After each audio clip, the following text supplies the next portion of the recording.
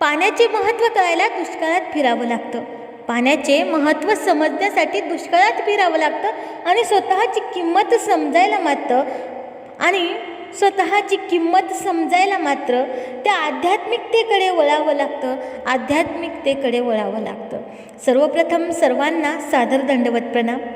श्रोतेहो, आज आपण या लीळाचरित्राच्या माध्यमातून तो परब्रह्म परमेश्वर अवतार सर्वज्ञ श्री चक्रधर स्वामींनी या मनुष्य जीवाला, या जीवाची काय किंमत आहे आणि आपण आपली किंमत कशी ओळखावी ती आपल्याला कशा प्रकारे सांगितलेली आहे ते आपण या लीळाचरित्राच्या माध्यमातून श्रवण करणार आहोत.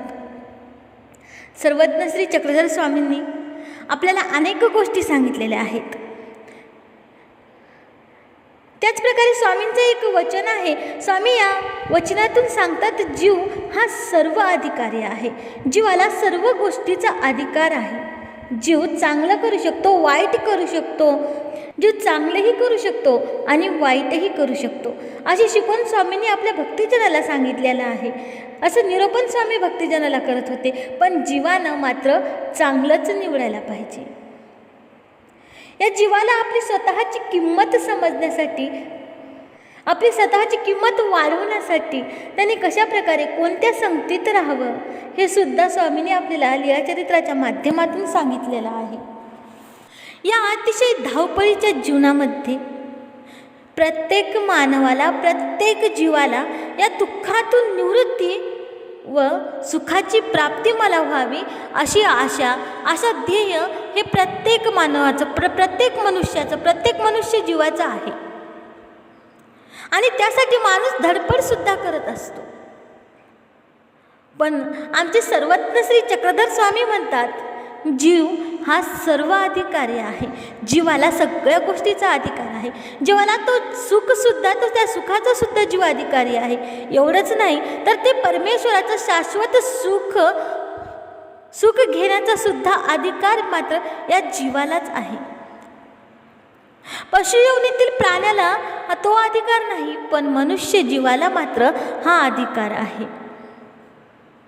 जसं ज्या प्रकारे परिसराचा स्पर्श होताच लोखंड हे सोनं होतं, तो तसा सोने होण्याचा अधिकार फक्त लोखंडाला आहे, खापराला किंवा दगडाला नाही.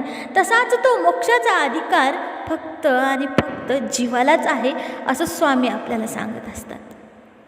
पण त्या जीवनाचं सोनं कसं करावं, त्याची आपण किंमत आपल्या मनुष्य जीवनात येऊन कशा प्रकारे वाढवावी हे स्वामी आपल्याला सांगत असतात. आपली किंमत जर आपल्याला वाढवायची असेल, आध्यात्मिक क्षेत्रात असो की तुमच्या दैनंदिन जीवनामध्ये असो, तुमच्या रोजच्या जीवनामध्ये असो, तुम्हाला तुमच्या स्वतःची किंमत वाढवायची असेल तर तुम्ही चांगल्या संगतीत उठणं, बसणं, असणं हे मात्र अतिशय आवश्यक आहे. उदाहरणार्थ जर घेतलं ना, एक पाण्याची बॉटल असते. ते पाण्याची बॉटल वेगवेगळ्या ठिकाणी त्याची किंमत वेगवेगळी असते. तशा प्रकारे तुमची सुद्धा किंमत, जागा बदलली की किंमत बदलत असते. एक पाण्याची बॉटल दुकानावर 10 रुपयाला, 20 रुपयाला भेटते. हॉटेलमध्ये गेलो त्याच्यापेक्षा जास्त, आणि मोठ्या हॉटेलमध्ये गेल्याच्या नंतर अजून जास्त महाग भेटते. त्या प्रकारे आपण ज्या जागेवर उभं टाकतो, आपण ज्या ठिकाणी आहोत त्या ठिकाणी ती जागा कसली आहे त्यावर आधारित आपली किंमत ठरत असते. त्यामुळे आपण कुठे जाऊ नये, कोणत्या संगतीत राहू नये हे सुद्धा आपल्याला या लीळाचरित्राच्या माध्यमातून स्वामींनी सांगितलेलं आहे. मानव हा समूहप्रिय प्राणी आहे. तो एकटा राहू शकत नाही, त्याला सोबत हवी असते आणि तीही माणसाचीच. आणि त्याच माणसाच्या संगतीमध्ये त्याचं हित सामावलेलं असतं. त्याच माणसाच्या कृतीतून, त्यांच्या वागण्यातून माणूस, त्याचे व्यक्तिमत्व जो त्या माणसाच्या ठिकाणी, त्या जिथे राहतो त्याच्यावरच आधारित असते.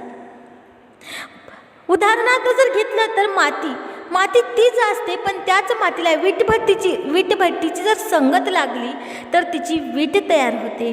आणि तीच माती जर कुंभाराकडे गेली की तिचं सुंदर एक माठ तयार होतं. आणि माती त्याच ठिकाणी राहिली, एकाच ठिकाणी राहिली, तर ती माती ही मातीच राहते, तिच्यात काहीच रूपांतर होत नाही.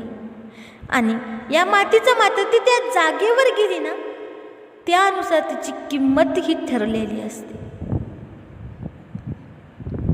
आणि तसंच तर जीवनाचं, या मानवी जीवनाचं आहे.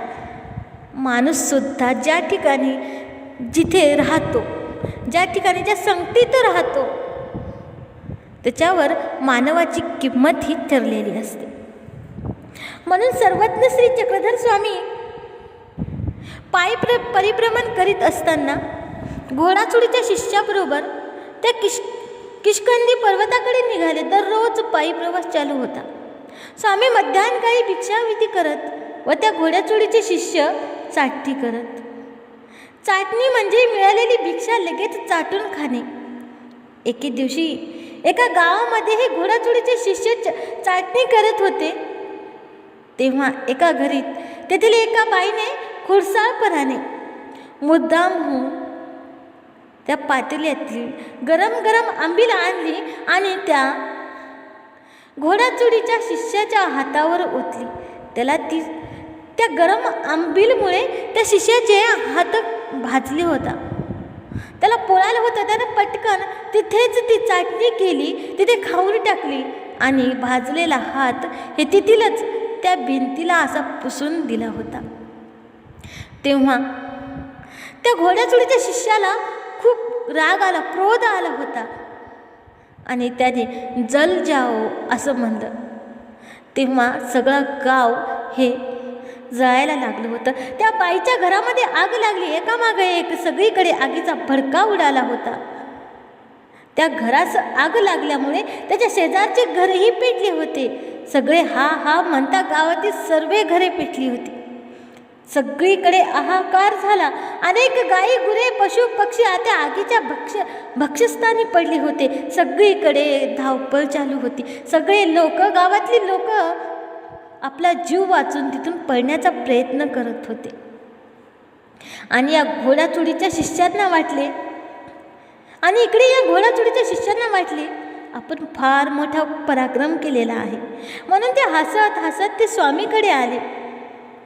तेव्हा स्वामी त्यांना अज्ञानपणाने विचारतात, तो परब्रह्म परमेश्वर सर्व जाणता आहे, पण तो परमेश्वर त्या घोडाचोळीच्या शिष्याला विचारतो, कारण स्वामीला वाटतो याला जरा तरी दया येत असेल, त्याला त्याचा पश्चाताप तरी वाटत असेल. त्याला तेव्हा किंचित पश्चातापसुद्धा नव्हता.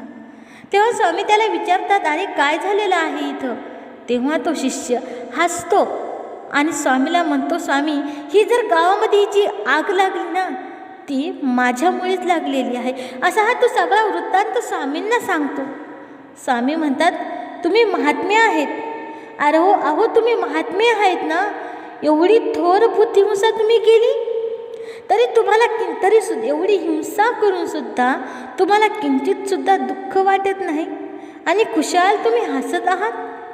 आम्ही आता तुमच्यासोबत येणार नाही असे म्हणून त्यांची सोबत स्वामींनी सोडून दिलेली होती आणि स्वामी तिथून रुद्रपूरला आले होते. त्या महात्म्याने हिंसा केली आणि स्वामींनी मग त्या महात्म्याची मात्र साथ सोडली होती. अशा प्रकारे स्वामींनी या लीळेतून आपल्याला संदेश दिलेला आहे. ज्या संगतीत आपण राहतो ना, तशीच आपल्याला किंमत भेटते. त्याच प्रकारे आपली किंमतसुद्धा त्या संगतीवर अवलंबून असते. आणि या जीवनामध्ये आपल्याला आनंदी राहायचं असेल तर कधीही आपण कोणाचा द्वेष करू नये. आपण साधे जीवन जगावे, दिखावा करू नये. या जीवनामध्ये आनंदी राहायचं असेल तर आपल्या कामाकडे लक्ष द्यावे. आपल्याला आपली किंमत कशात वाढवायची यावर आपलं लक्ष केंद्रित असणं गरजेचं आहे. ही शिकवण स्वामींनी या लीळेतून दिलेली आहे. आणि इथे ना प्रत्येक जण आपण मोठं व्हावं, आपली उंची मोठी झाला पाहिजे, आपण इथे सगळ्यात आपल्याला मान सन्मान भेटला पाहिजे, अशी वस्तुस्थिती या धावपळीच्या जीवनामधील आलेली आहे. समाजात आपल्याला मान प्रसिद्धी मिळाली पाहिजे याच कारणाने धडपड करत असतात. मात्र त्यासाठी आपल्याला असं काही काम करावं लागतं जे आपल्याला आहे त्यापेक्षा वेगळा रस्ता पार करण्यास मदत करेल. आणि त्या कामाच्या प्रसिद्धी मिळेल तेव्हा त्यातून या समाजामध्ये आपली किंमत तथा आपली उंची वाढेल। यासाठी उदाहरण दाखल सांगायचं जर झालं तर दूध हा पदार्थ आपल्या रोजच्या गरजेच्या पदार्थातील आहे। त्याचा बाहेरील किंमतसुद्धा त्याची सर्व ठिकाणी बऱ्यापैकी सारखीच असते। मात्र तेच दूध ते जेव्हा फाटते अर्थात नासते तेव्हा त्याचा उपयोग हा कमी होत जरी असला ना तरी त्याची किंमत मात्र नक्कीच वाढलेली असते। त्या नासलेल्या तथा फाटलेल्या दुधापासून दही, पनीर, लोणी, ताक, श्रीखंड, रबडी असे महागडे पदार्थ तयार करण्यात मदत होते। म्हणजे 60-70 रुपये इतक्या किमतीचे दूध 200-300 पेक्षा जास्त किमतीचे होऊन जाते। तेच आपल्या या आयुष्यामध्ये आपल्याला किंमत जर वाढवायची असेल तर लोक करतात त्यापेक्षा वेगळं काहीतरी करावं लागतं, तेव्हा आपली किंमत या समाजात राहते। आधी चंदनाची किंमत भरपूर आहे, पण त्या चंदनाची किंमत कशामुळे आहे? त्याला आधी झिजावं लागतं, म्हणून त्या चंदनाची किंमत आहे। माणसाचंही तसंच आहे, तो कष्ट करून झिजतो आणि त्या मान सन्मानाची उंची रात्रंदिवस मेहनत करून झिजून ती प्राप्त करून घेतो। महाभारतातील प्रसंग जर आपल्याला सांगायचं झालं तर अर्जुनाला महाभारतामध्ये महायोद्धा मानला जात होता। त्याची किंमत ही खूप मोठी होती, त्याची किंमत ही धनुर्धारी अर्जुन म्हणून खूप मोठी होती। पण त्यासाठी त्याच्या मागील कष्ट, त्याच्या मागील त्याची मेहनत, त्याच्या मागील तो जो त्या क्रिया करण्यासाठी जो झिजला ते महत्त्वाचं आहे। आणि स्वामींचं हे सूत्र जीवाच्या कल्याणासाठी आहे। जीव सर्व गोष्टीचा अधिकार आहे, जीवाला सगळ्या गोष्टीचा अधिकार आहे। आणि असे हे परमेश्वराच्या स्वरूपातलं औदार्य गुणाचं महात्म्य आपल्याला सांगत आहे। आणि केवळ भक्ताला डोळ्यासमोर ठेवून सर्वज्ञांनी उच्चारलेले हे सूत्र आहे। परमेश्वर हा भक्ताची उत्कट इच्छा पूर्ण करतो।